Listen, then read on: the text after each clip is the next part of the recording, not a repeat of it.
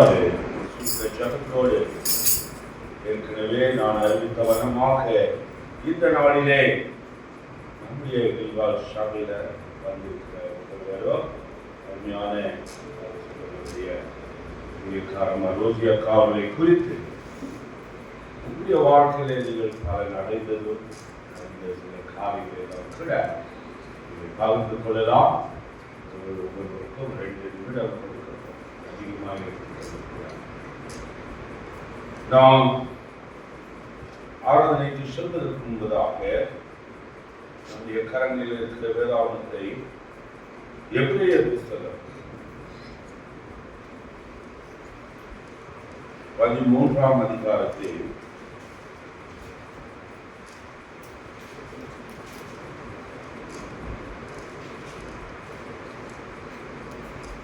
12ஆம் வசனத்திலிருந்து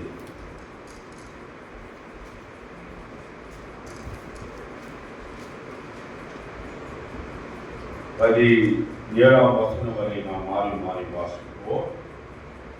Shall we all turn our Bibles to Hebrews chapter 13 and we'll read from verse 12 to 17 responsibly.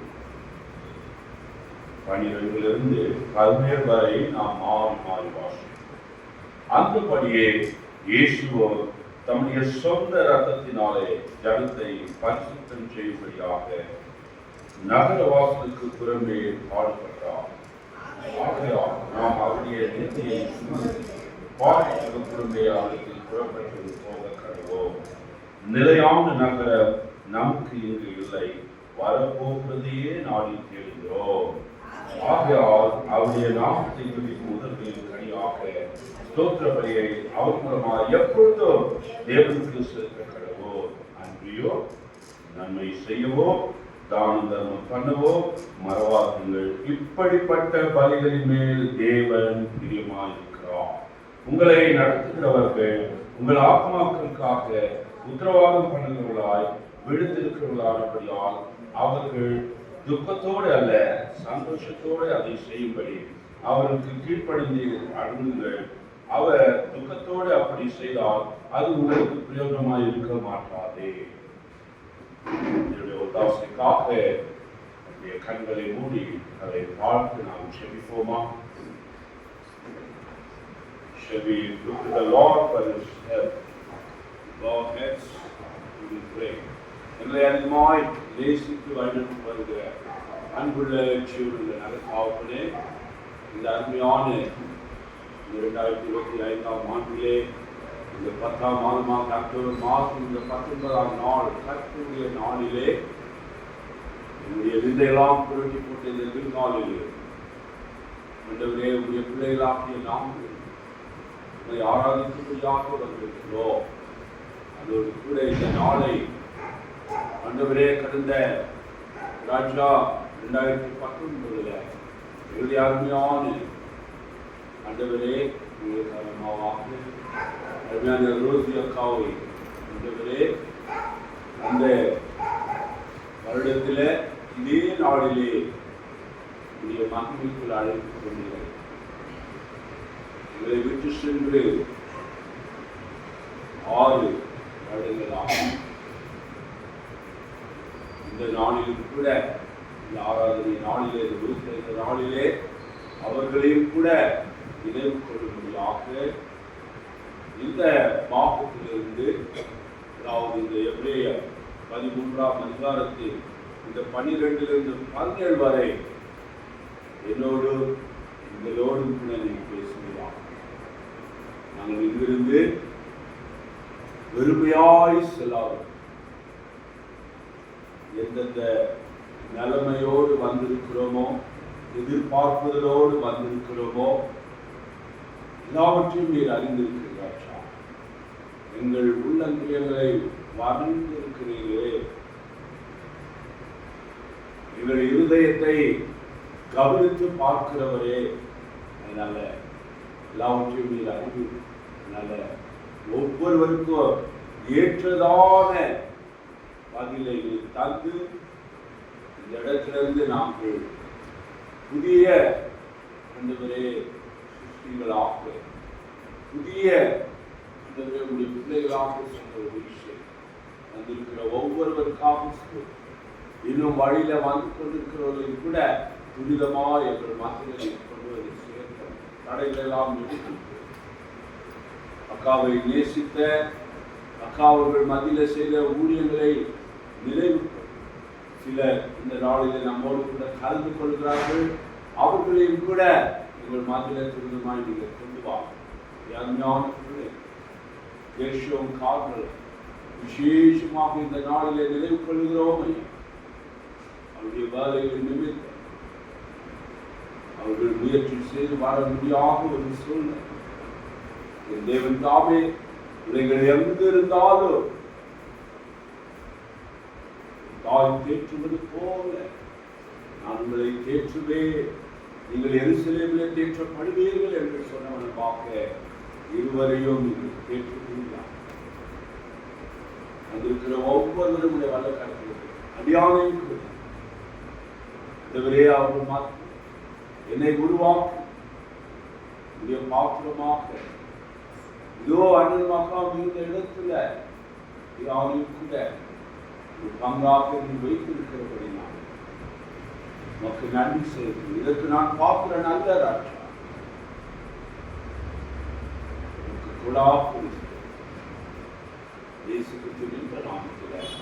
நன்றியுடன் வேண்டிக் கொள்கிறோம் எங்கள் அன்புள்ள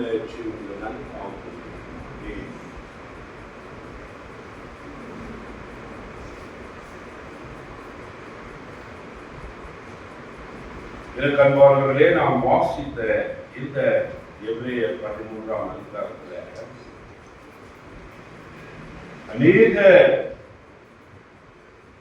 நம்முடைய வார்த்தைகள் நம்மை அதாவது ஆவிக்குரிய ஜீவத்தில் பலப்படுத்தும்படியாக அவருடைய வருகையிலே அவரோடு போக நாம் ஒவ்வொருவரும் தகுதியுள்ளவர்களாக இருக்கும்படியாக அநேக காரியங்களை எழுதியிருக்கிறார்.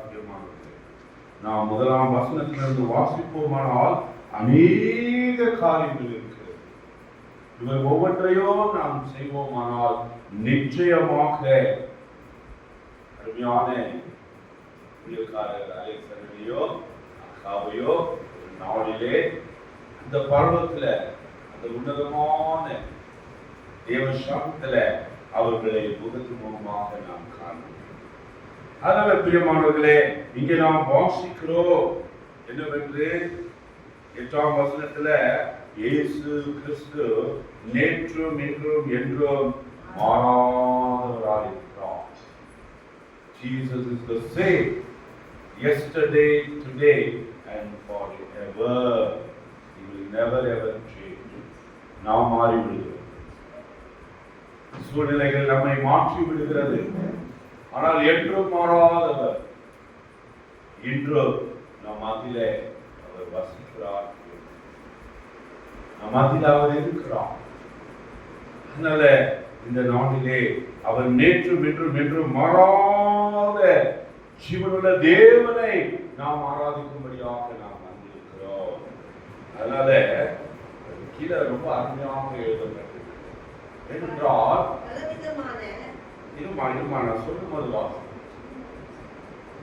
என்றால் இப்பொழுது நாம் வாழ்ந்து கொண்டிருக்கிற நாட்கள் அவ்வளவு பயங்கரமான நாட்களாக தீங்கு நாட்களிலே வாழ்ந்து கொண்டிருக்கிறோம். நம்முடைய பட்டணத்தை பார்க்கும்போது சோதோம் கொமோராவை காட்டிலோ மகா அக்கிரமத்தாலே அநியாயத்தாலே பாவத்தாலே நிரம்பி இருக்கிறது. அப்பேற்பட்ட நாட்களிலே அவருடைய பிள்ளைகளாய் நம்முடைய நிலையெல்லாம் புரட்சிப்பட்ட இந்த கில்கால் வாசிகளாக நாம் வாழ்ந்து கொண்டிருக்கிற நம்மை பார்த்து தேவன் என்ன சொல்கிறார் பாருங்க. அங்க 9ஆம் வசனம் வாசிங்க. இப்போ பலவிதமான அந்நிய போதனைகளால் அல்புண்டு திரியாதிருங்கள். போதுங்க. பலவிதமான அந்நிய போதனைகளால் அல்புண்டு திரியாதிருங்கள். Many have a dual SIM. இல்லைங்களா? மொபைல்ல 2-3 சிம் எல்லாம் போட்டு இருப்பாங்க. எதை எப்போ காயப்படுத்தீங்களா? அதே மாதிரி தான் சிலரை பார்க்கும்போது ஒரு இடத்துல இருக்க மாட்டாங்க, அவங்க ஒரே தரிசனத்துல இருக்க மாட்டாங்க. அப்படியே அவங்களுக்கு எப்படி எப்படி சௌக்கியமா இருக்க அப்படி அவங்க ஜம்ப் ஆகிக்கொண்டே இருக்காங்க. ஆனால் முடிவில் அந்த சம்பூர்ணமான அந்த சந்தோஷத்தை அடியாமல், அவனுடைய ஆசீர்வாதத்தை அடியாமல் அவர் செல்கிறதை நான் பார்க்கிறேன். அதனால தான் இங்கே எச்சரிக்கிறார் என்னவென்று, பலவிதமான அந்நிய போதனைகளால் அதை கொண்டு தெரியாதீர்கள். இன்றைக்கு பார்ப்போமானால் ஏற்பட்ட நாட்களிலே நாம் வாழ்ந்து கொண்டிருக்கிறோம். தவறான போதனைகளை செய்கிற அநேகர் அவருடைய நாமத்தினால போதகர்களாக எழுந்திருக்கிறார்கள். போதகர்களாக எழுந்திருக்கிறார்கள். உதாரணத்துக்கு என்னுடைய வீட்டில் ஒருத்தர் பேட்டி அடிக்க வந்தார். திடீர்னு பார்த்தா அவர் நம்பர் கொடுத்துட்டு போயிட்டு இருந்தார். பார்த்தா அவரு ஒரு சபை ஆரம்பிச்சிருக்கிறாரு. வெறும் இயேசு நாமத்துலதான், வேற எந்த நாமமும் இல்லை. ஆனால் வேதத்தின் அடிப்படையில போய் கொண்டில்லை. இன்றைக்கு ஜனங்க எதை விரும்புறாங்களோ அவர்களுக்கு ருசிக்கு தகுந்த மாதிரி ஏற்பட்ட, அதாவது அலப்புண்டு போகிற போதனைகள் நாட்களிலே பெருகிக் கொண்டே இருக்கிறது. சொன்னார், கடைசி நாட்களிலே நாமத்தினால் அநேகர் எழுப்புவார்கள். அப்படிப்பட்ட நாட்களில் தான் வாழ்ந்து கொண்டு இருக்கிறோம். இப்போ பார்க்கும்போது அந்த நாட்களிலே என்னுடைய வீட்டப்பா சொல்றார், மாமனார் ஒரு பிஷப் ஆகிறதுக்கு எவ்வளோ, அதாவது அவங்க வாழ்க்கையில அந்த சிஎஸ்சி பேக்ரவுண்ட்ல எவ்வளவு அவர்கள் பணியாற்றி ஒரு மூத்த, அதாவது அந்த ஊழியத்துல அவர்கள் முதிர்ந்து இருக்கும் பொழுதுதான் அந்த பிஷப்ன்ற ஒரு இதை கொடுப்பாங்க. இப்போ பார்த்தா எங்க ஏரியால 7 பிஷப் இருக்கிறார். எப்படிப்பட்ட நாட்களாக ஆகிவிட்டிருக்கு. அதனால பிரியமானவர்களே, அவருடைய பிள்ளைகளாக அவரை ஆராதிக்க வந்திருக்கிறனா இங்க சொல்லுகிறார், பலவிதமான அந்நிய போதனைகளால் அதை கொண்டு தெரியாதீர்கள். அது கீழே போதன பதார்த்தங்களால் அல்ல, கிருபையினாலே இருதயம் ஸ்திரப்படுகிறது நல்லது. கிருபையினாலேதான். அநேக விதமான பதார்த்தங்களால, போதன பதார்த்தங்களால நிரப்பப்படுவது ஆண்டவருடைய கிருபை. பாருங்க, நாம் இப்படி அவரை ஆராதிக்கும்படியாக இங்கு நாம் வந்திருக்கிறோம் என்றால் அவருடைய கிருபை தான். அதனால ஒவ்வொரு நாளும் அவருக்கு நாம் நன்றி செலுத்த கடன் நாமங்களாக இருக்கிறோம்.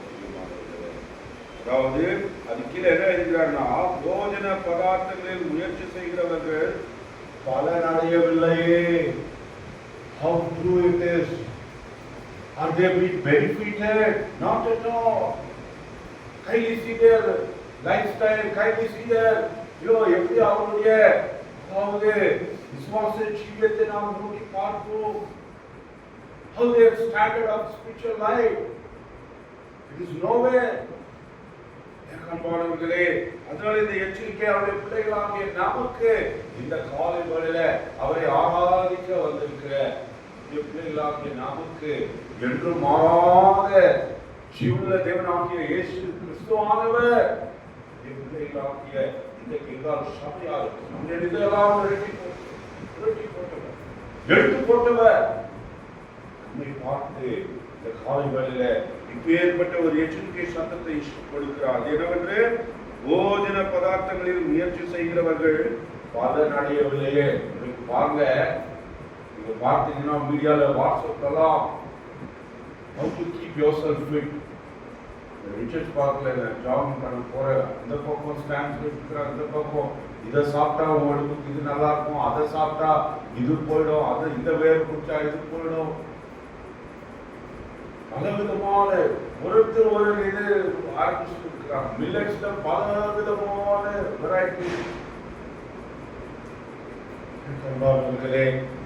ஏற்பட்ட நாட்களிலே நாம் வாழ்ந்து கொண்டிருக்கிறபடினால மிகவும் ஜாக்கிரதையாக நாம் இருக்க வேண்டும். 10ஆம் வசனத்துல நமக்கு ஒரு பலிபீடம் உண்டு, அதற்குரியவைகளை புசிக்கிறதற்கோ கூடாரத்தில் ஆராதனை செய்வதற்கு அதிகாரம் இல்லை. ஏனென்றால் எந்த மிருகங்களுடைய ரத்த பாவங்கள் நிமித்தமாக பரிசுத்த ஸ்தலத்துக்குள் பிரதான ஆசிரியனாலே கொண்டு வரப்படுகிறதோ அந்த மிருகங்களின் உடல்கள் பாளையத்துக்கு புறம்பே சுட்டரிக்கப்படும். நாட்களிலே பாளையத்துக்கு புறம்பே, outside the deserted land, புறம்பே, பாளையத்துக்கு புறம்பே அவைகள் எல்லாம் சுட்டரிக்கப்படுமா. விதமாக அங்கே நாம் வாசிக்கிறோம் 12ஆம் வசனத்துல, அந்த படியே ஆக தேவகுமாரன், the son of God, till the end he was obedient, he never opened his mouth. அவர் மௌனமாய் கடைசி பரியந்த பிதாவின் சித்தத்தை அவர் நிறைவேற்றினார். அடிக்கப்படுகிற ஆட்டுக்குட்டியை போல அவர் நமக்காக கல்வாரி சிலுவையில யோவான் ஸ்நானத்தில் சொல்கிறார், இதோ உலகத்தின் பாவத்தை தேவாட்டுக்குட்டி என்று.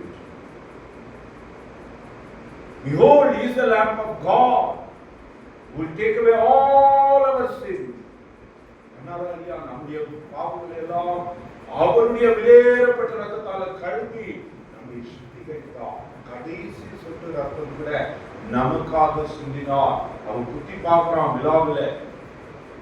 இந்த போர் செய்வர்கள் எவ்வளவு கொடூரமாக இருந்திருப்பார்களானால் அவ்வளவு அவரை சித்திரவாதம் செய்து ஆணிகளால கால்களையும் கரங்களையும் கடாவி சிலுவையிலே அறைந்து தலையில பொற்கிரீடத்தை அல்ல முற்கிரீடத்தை முள்ளு நிறைந்த, அதுவும் எப்பேற்பட்ட முள்ளா அது நீங்க வாசித்தீங்கன்னா தெரியும். அந்த கிரீடத்தை அவனுக்கு அறிந்து அச்சில விழாவில் கொடுக்குறாள். எப்போ தாக்கமா இருக்கிறேன் அப்படியே விழாவில் இங்கிருந்து அந்த கடைசி இந்த ரத்தம் கூட இல்லாம அந்த வேர்வை துளிகள் அப்படியே கடைசி சொட்டு ரத்தத்தை கூட நமக்காக அவர் சிந்தினார். யார் அப்பேற்பட்ட ஒரு தியாகத்தை செய்து? Is there anybody? Not at all. எல்லாருக்கும் தெரியும், அந்நிய ஜனங்கள் அந்நிய தேவர்களை வழிபடுவது கூட தெரியும், இவர் சிலுவையில் அறைக்கப்பட்ட கிறிஸ்து இயேசு என்று. அதனால பிரியமானவர்களே, இங்கே பார்க்கிறோம், அந்தபடியே இயேசுவும் தம்முடைய சொந்த ரத்தத்தினாலே ஜனத்தை பரிசுத்தம் செய்யும்படியாக நகர வாசலுக்கு புறவே பாடுபட்டார். சொல்கிறா மலை வழியெல்லாம் செங்கால ஏதோ பயங்கரமான சிலுவையை நமக்காக சுமந்தார். வாரினால் அழிக்கப்பட்ட அந்த இன்றைக்காவுடைய பிள்ளைகளாக அவரை ஆராதிக்கும்படியாக இந்த ஜீவனோ தேசத்துல நம்மை ஜீவனோடு அவர் வைத்திருக்கிறாரே, அதற்கு நாம் எவ்வளவு நன்றி உள்ளவர்களாக நாம் இருக்க வேண்டும். அப்பேற்பட்ட ஜீவனே கொடுத்த தேவனை ஆராதிக்கிறவர்களாக இருக்க வேண்டும். பிரியமானவர்களே, the one who has given the life for us, you have come today to worship such a living God. மரித்தார், அடக்கம் பண்ணப்பட்டார், சொன்னவனமாகவே 3ஆம் நாளிலே அவர் உயிர் தெழுந்தார். சொன்னவனமாகவே உயிர் தெழுந்தார். அவர் இங்கு இல்லை, சொன்னவனமாகவே அவர்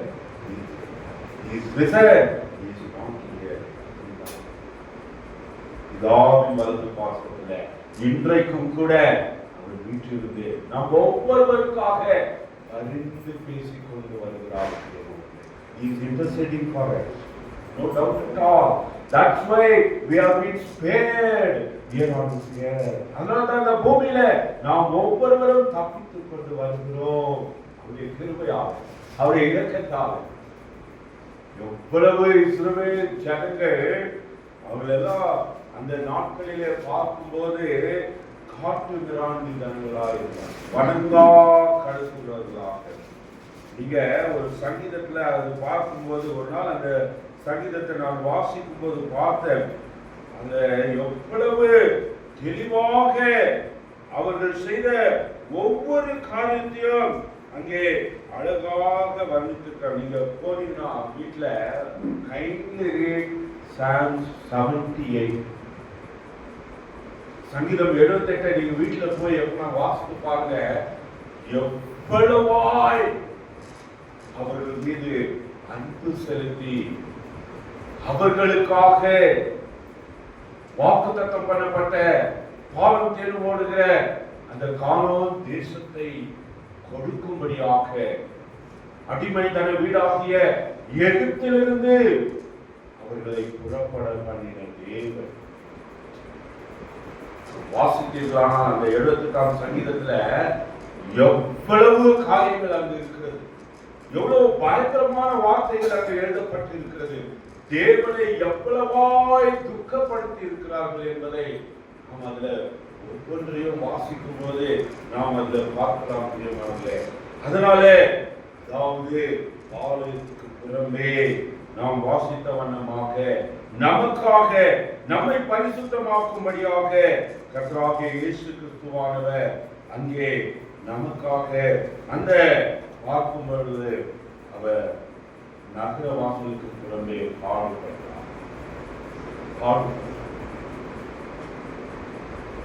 நம்முடைய எல்லா விதமான அநியாயத்தையும் அக்கிரமத்தையும் பாவத்தையும் அவர் சுமந்தார். 53ஆம் அதிகாரத்துல அதை எவ்வளவு தெளிவாக நமக்கு எழுதியிருக்கிறார்.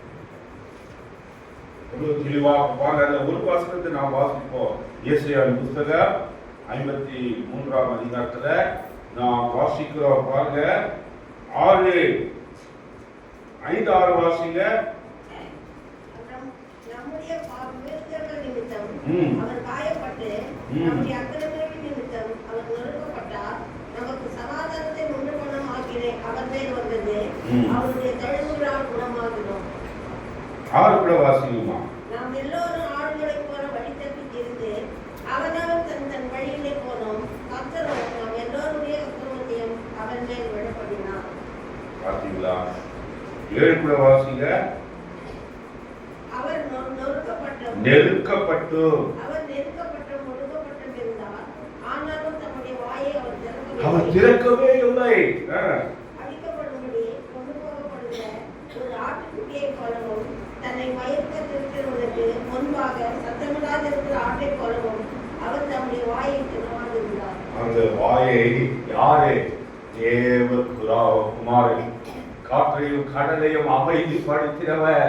லாசருவே வெளியே வா என்று மரித்த லாசருவை வெளியே கொண்டு வந்தவர். 12 வருட பெரும்பாலுள்ள ஸ்திரியை சுகப்படுத்தினவர். விபச்சாரியாகிய ஸ்திரியை இனி பாவம் செய்யாதே, சமாதானத்தில் போ என்று சொன்னவர். இவ்வளவு நமக்காக அவர் ஆலயத்துக்கு புறம்பே நம்மை பரிசுத்தமாக்கும்படியாக அவர் பாடுபட்டார். பிரியமானவர்களே, இந்த காலை வேளையில நமக்காக பாடுபட்ட தேவனை நாம் ஆராதிக்கும்படியாக வந்திருக்கிறோம். அதனால அந்த எபிரேயர் 13ஆம் அதிகாரத்துல தொடர்ந்து நாம் வாசிக்கும் பொழுது பாருங்க 14ஆம் வசனம் பாருங்க.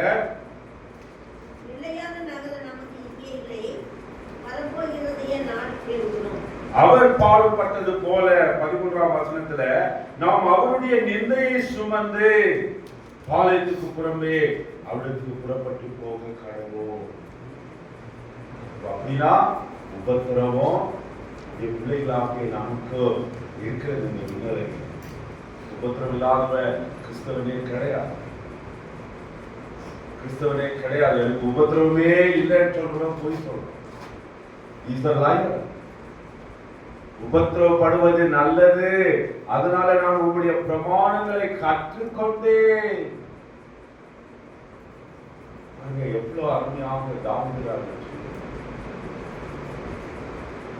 அவர் நம்முடைய உபத்திரவப்படும்போது அவர் நம்மை அற்பமாய் எண்ணுவதில்லை, அருவருப்பதில்லை, முகத்தை திருப்பிக் கொள்வதில்லை என்று நாம் வாசித்தோமே அந்த நாளிலே சங்கீதம் 22. அவர் நமக்கு சொல்லியிருக்கிறார் இல்லையா, இந்த உலகத்தில் உங்களுக்கு உபத்திரவம் உண்டு, ஆனால் திடன் கொள்ளுங்கள், நான் உலகத்தை ஜெயித்தேன் என்று சொல்லுகிறார். அதனால உபத்திரவத்திலும் நாம் அவரை மேன்மை பாராட்டுகிறோம் என்று சொல்கிறார். Even in our tribulation, we will glorify God. பிள்ளைகளாகிய நாம் இங்கே சொல்லுகிற வண்ணமாக நாம் அவருடைய நிந்தையை சுமந்து பாளையத்துக்கு குடும்பே அவளுக்கு புறப்பட்டு போக கருவோம். 14ஆம் வசனத்துல நிலையான நகரம் நமக்கு இங்கு இல்லை, வரப்போகிறதையே நாடிச்சு. This is not permanent for us. நமக்கு வேண்டியதுதான், but this is not permanent. ஆனால் நமக்கு நிலையான நகரம் ஒன்று இருக்கிறதே. யோவான் சுவிசேஷம் 14ஆம் அதிகாரத்துல இயேசுவானவரே சொல்லி இருக்கிறாரே, நான் உங்களுக்கு முன்பாக சென்று ஒரு ஸ்தலத்தை ஆயத்தப்படுத்தி வைத்திருக்கிறார். அந்த பொன்னான நகரம், அந்த பொன்னான வீதியில நடக்கும்படியா. அங்கே என்ன இல்லையா? எப்பேற்பட்ட நகரம் பாருங்க. அது வெளிப்படுத்த விசேஷம் 21ஆம் அதிகாரத்தில் நினைக்கிறேன் பாருங்க. எஸ், 4ஆம் வசனம் வாசிங்க. Revelation 21 verse 4. அவர்களுடைய கண்ணீர் யாவையும் தேவன் துடைப்பார். இனி மரணமும் இல்லை, துக்கமும் இல்லை, அலறுதலும் இல்லை, வருத்தமும் இல்லை, முன்னிலையில் ஒழிந்து போயிடும் என்று விடுகிறது. அங்க என்ன இல்லையா? அந்த நிலையான நகரத்துல கண்ணீர் இல்லை. ஏனென்றால் நம் கண்ணீர் யாவையும் கண்ணீரோடு வாழ்ந்து கொண்டு இருக்கிறாயா? கலைக்கு இருக்கிறாயா? பேரத்தோடு இருக்கிறாயா? நம் கண்ணீர் யாவையும் அவர் கிடைப்பார். இனி அங்கு மரணம் இல்லை, துக்கம் இல்லை, அலறுதலும் இல்லை, வருத்தமும் இல்லை, முந்தினவர் எல்லாம் ஒழிந்து போயின என்று விளங்குகிறது. எல்லாவற்றையும் புதிதாக்குகிறேன் என்று பின்னும் அவர் இந்த வசனங்களில் சத்தியம் உண்மையானவைகள் இவைகளை எழுதியிருந்தார். அவர் சொன்னதெல்லாம் சத்தியமும் உண்மையானதான். அதனால பிரியமானவர்களே, நாம் நிலையான நகரம் நமக்கு இங்கு இல்லை என்று நம்முடைய தேவன் நமக்கு மிகவும் தெளிவாக சொல்லுகிறார். அதனால வரப்போகிறதே நாடி தேடுகிறோம். நாம் தேடுவோம். வரப்போகிற ஒரு நாளிலே நாம் யாவரும் பாருங்க, போன அதாவது கடந்த வாரத்தில் தான் நம்ம திங்கட்கிழமை சிஸ்டர் மண்டே ஆர் டியூஸ்டே அஞ்ஞான சகோதரனில் நம்ம ஆனந்தாவி சகோதரனை நாம் அன்றைக்கு அடக்காரத்தை செய்து வந்தோம். காலங்கள் அவருடைய கருத்து நம்முடைய எப்போ வர முடியாது. We do not know when our time will come. ஆனால் இங்கே சொல்லப்பட்டிருக்கிற வாரமாக வரப்போவதையே நாடி தேடுகிறோம். அஞ்ஞான அலைக்கடனுக்கோ அக்காவுக்கோ அந்த நிலையான நகரம் அந்த பரலோகத்தில், அதாவது நல்ல தாசனே இவருமாய் அப்போஸ்தலனாகிய பவுல் 2 தீமோத்தேயு அதாவது 4:7 சொன்ன வண்ணமாகவே நல்ல போராட்டத்தை அவர்கள் போராடினார்கள். விசுவாசத்தை காத்துக் கொண்டார். பாருங்க எவ்வளவு போராட்டம். 1999 இருந்து பார்த்து இருக்கிறேன். நான் எங்களுக்கு முன்னாடி அருமையான உட்கார்ந்து கொண்டிருக்கிற பார்த்துக்கிறாங்க. அவருடைய வாழ்க்கை பயணம் எப்படி ஆகும்? அவருக்காக ஆண்டவர் அந்த ஜீவ கிரீடத்தை அவர் ஆயத்தமாக வைத்துள்ளார். இந்த நாளிலே அருமையான அக்காவுடைய மரண நாளை நினைவு கூற வந்திருக்கிற நாம், அந்த நிலையான நகரம் நமக்கு இங்கு இல்லை, வரப்போகிறதையே நாடி தேடுகிறோம். அதனால 15ஆம் வசனத்தின் பிரகாரமாக, ஆகையால் அவருடைய நாமத்தை துதிக்கும் உதடுகளின் கனியாகிய ஸ்தோத்திர பலியை அவர் மூலமாய் எப்போதும் தேவனுக்கு செலுத்துவோம். ஸ்தோத்திர பலியை அவருக்கு என்னாலும் நாம் செலுத்த கடமை. அதனால்தான் தாவீது ராஜா சொல்லுது, கர்த்தரை நான் எக்காலத்திலும் ஸ்தோத்திரிப்பேன், அவர் துதி என் வாயில் இருக்கும். அவர் ஸ்தோத்திர பலிகளிலே பிரியப்படுகிற தேவனாக இருக்கிறார். He is pleased by the worship, praising. அதனால இந்த காலை வேளையில அவரை ஆராதிக்க வந்திருக்கிறோம். அருமையான அக்காவின் நினைவு கொள்ளுகிற பிள்ளைகளாகிய நாம் இங்கே எழுதப்பட்டிருக்கிற வண்ணமாக நிலையான நகரம் நமக்கு இங்கு இல்லை, வரப்போகிறதையே நாடி நாம் தேடும்படியாக, அதாவது அவருடைய நாமத்தை துதிக்கும் உதடுகளின் கனியாகிய ஸ்தோத்திர பலியை அவர் மூலமாய் எப்பொழுதும் இந்த ஜீவனில் தேவனுக்கு நாம் செலுத்துவோமா? அப்படியாக தேவன் தாமே ஒவ்வொருடைய வாழ்க்கையில அவர் செய்வாராக. கடைசியாக அக்காவுடைய அந்த விருப்பமான மதிக்கும் முன்பதற்காக அது எழுதின அந்த சங்கீதம் 17ஆம் அதிகாரத்தில் நாம் வாசிக்கிறோம். 15ஆம் வசனம் பாருங்க, வாசிங்க. Psalm 17 verse 15.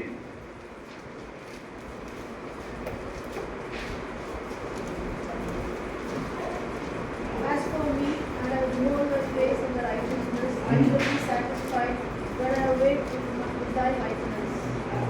When I awake, I will be with thy likeness. கவிதை வாசிங்க. நானும் நீதியில் உம்முடைய முகத்தை தரிசிப்பேன். நான் விழிக்கும் போது உமது சாயலால் திருப்தி ஆகும். ஏதோ போராட்டங்கள் இருந்து எனக்கு நல்ல ஞாபகம் இருக்கு. 2019 இந்த ஆகஸ்ட் மாதத்துல நம்முடைய ராஜு மைக்கேலுடைய மூத்த சகாராஜ் அண்ணனுடைய அந்த அவர் மதித்து போனார். அதனால அலெக்சாண்டர் ஊழியத்துக்கு போயிட்டு இருந்தார். அதனால அண்ணா அங்கிருந்தே கால் பண்ணி அக்காவை குமாரனை பார்க்கணும், அக்காவுக்கெல்லாம் சொல்லிட்டாரு, நீங்க சபையா இங்கிருந்து போங்க. நான் ஒரு என்னுடைய அதாவது மணல் லாரி டாடா எஸ்டேட் எடுத்துக்கிட்டு அப்புறம் இங்க வந்து அந்த ஓமிய எப்போவா ஓமிய முன்னாடி ஓமிய எடுத்துக்கொண்டு அக்கா ஆல்ரெடி வந்து எல்லாம் ஒரு டீம் வந்து இந்த ஆனஸ்ட் ஸ்பீக்கர் கிட்ட இருக்கிறாங்க சர்க்கிள். நாமளும் அப்படியே ஜாயின் ஆகி பால் தேவ்குமார் ஐயா சபையை அட்டென்ட் பண்ணியிருந்தாங்க ஐஎஃப்சியில். நைட்டு ஒரு மணி மட்டும் அங்கே பாடி அக்கா கூட அண்ணன் பேசில அக்கா இருந்து அவங்க அந்த ஊழியத்தை கொண்டு மறுநாள் காலையில் செய்தி வந்து ஹாஸ்பிட்டலுக்கு அக்காவை போடுவதான். இந்த ஹாஸ்பிட்டலில் கூட எவ்வளோ நாள் இருந்தாங்க, எவ்வளோ காலம். அதாவது அவருடைய வாழ்க்கை பாருங்க, நானும் வீதியில் உங்களுடைய முகத்தை நான் விழிக்கும் போது உங்களுடைய சாயலால் நிச்சயமாய் திருப்தியாக அந்த ஜீவ கிரீடத்தை அவர்கள் பெற்று பார்க்க எந்த விதமான சந்தேகமும் இல்லை. அதனால பிள்ளைகளாகிய நாம் வாசித்த எபிரேயர் புத்தகத்தின் பிரகாரமாக அங்கே ஒவ்வொரு வார்த்தைகளையோ நாம் வசனங்களையோ கடைபிடித்து நாம் நடத்துவோமாக. அவர்களை போல நம்முடைய முடிவு இருக்கும்படியாக அதாவது அவருடைய நாமத்தை துதிக்கும் உங்களின் கனியாகிய ஸ்தோத்திர பலியை அவர் மூலமாய் எப்பொழுதோ தேவனுக்கு நாம் செலுத்துவோம். அப்படியாக தேவன் தாமே ஒவ்வொருவருக்கும் உதவி செய்வாராக.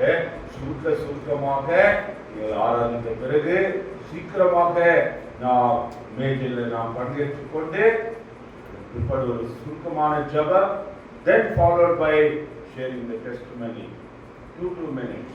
அதுக்காக நீங்கள் யாரெல்லாம் அவருடைய நாமம் பயன்படும்படியா ஷேர் பண்ண விரும்புகிறீங்களோ stand here, mic will be given, share. You கண்களை மூடி இந்த